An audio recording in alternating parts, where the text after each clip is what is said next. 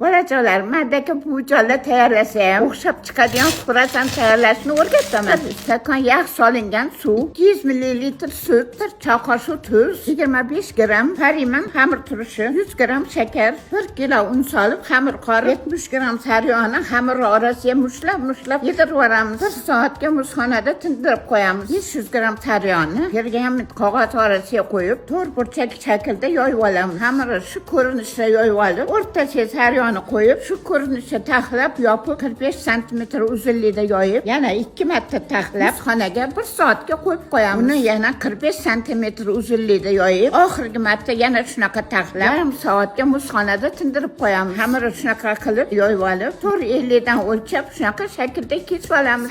Sal cho'zib o'rab olib, oshirishga bir pas qo'yib qo'yamiz. Ustiga tuxumni sarig'iga suv aralashtirib sepib olamiz. 180 gradusda chiroyli qizarguncha pishirib olamiz. Ichiga solishga men shunaqa quyuqqina zgishonkadan foydalandim. Bu jonlarning qilgan xurasani sizlarga yoqqan bo'lsa, bitta yurakchan bosib ketinglar. Bismillah.